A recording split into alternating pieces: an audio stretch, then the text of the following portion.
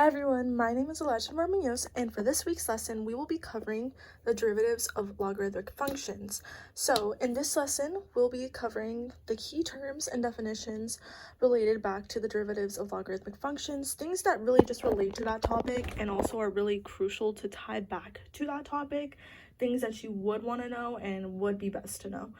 And we also have representative examples, and we're also going to be going over why the derivative of the natural logarithm function and the method works. Let's start off by looking at the key definitions. Let's start off by looking at natural logarithm. So the natural logarithm, which is denoted as ln of x, is the logarithm to the base e, where e is Euler's number, which is approximately 2.71828. It is the inverse function of the exponential function e to the power of x. The second key definition is the domain of a logarithmic function. So for ln of x to be defined, the argument x must be strictly positive. In this case, x is greater than 0. And this is a crucial domain restriction. So next up, we're going to be looking at the derivative of the natural logarithm. The derivative of the natural logarithm function, ln of x, is a fundamental rule in calculus. As we see here, d over d of x of ln of x equaling 1 over x. So you may be wondering, why does this method work, and also how do we get 1 over x? Sorry. Why does this method work? We're going to look at the step-by-step and walk through everything individually. So to understand why the derivative of ln of x is 1 over x, we can use the definition of the derivative and properties of logarithms. So we're going to let y equals ln of x,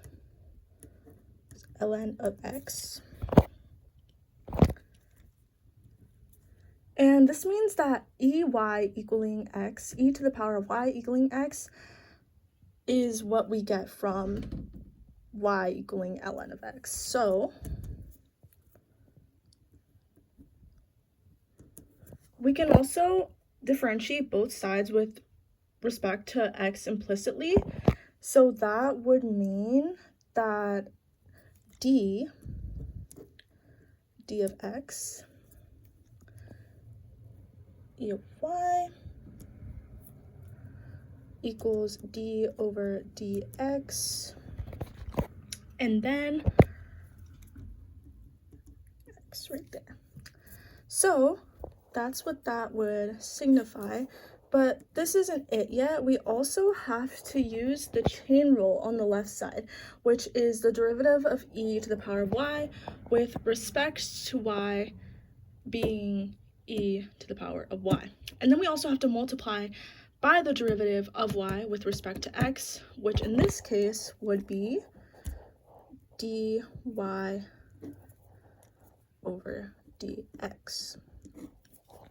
And then this would mean e to the power of y over dy dx, and that equals 1. So then we have to solve for dy over dx. So we have to take a look at dy over dx, and then tying that back to this problem, that would equal 1 to e to the power of y. So since we know that ey equals x, we can also substitute x back into the equation, and that would mean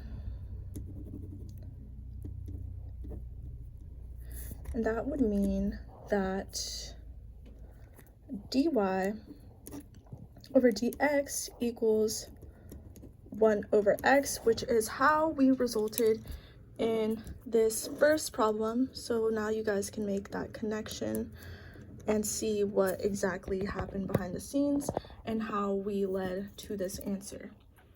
So thus the derivative of ln of x is 1 over x, and this method really relies on the relationship between the natural logarithm and the exponential function, and also the application of implicit differentiation in the chain rule. So we will be looking at logarithmic function. Moving on, we'll be looking at logarithmic function and differentiations, also simplifications. So logarithmic differentiation is a powerful technique that simplifies the entire process of finding derivatives of complex functions, especially those involving products, quotients, and powers. So it leverages the properties of logarithms. An example of these being ln of a and b, ab, equaling ln of a plus ln of b. The second one being ln of a over b equaling ln of a minus ln of b. The third one being ln of a to the power of n equaling nLa of a.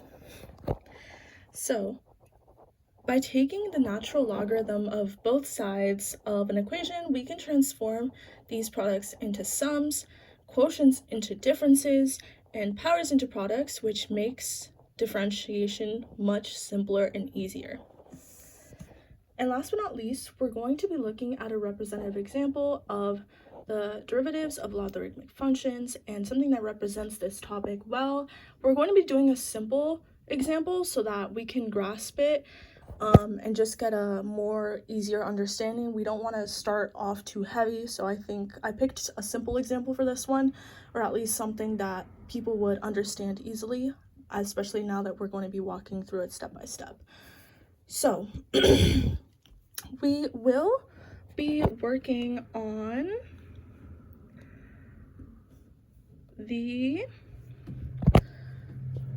finding the derivative of the function y equals ln of 3x. So the key concept of this problem, and the main concept of this problem, is a chain rule, which is essential here, as we have a function inside another function. So the derivative of ln of u is 1 over u, and the derivative of u with respect to x is du over dx. So first off, we have to identify the inner and outer functions.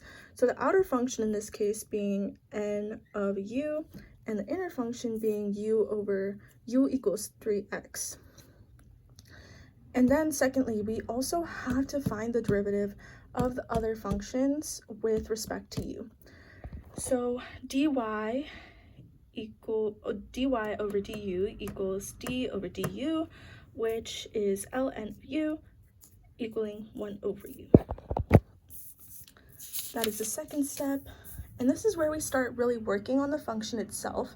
Here we have like a general overview, but this one we get more in depth, and so I hope that this really helps people understand this problem that we'll be working on.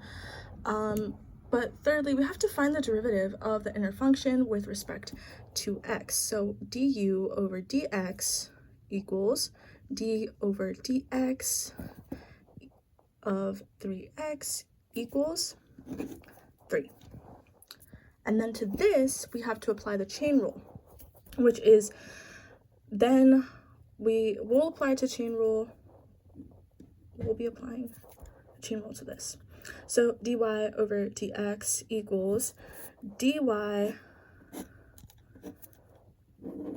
over du multiplied by du over dx, and then to that we get dy over dx equals 1 over u multiplied by 3.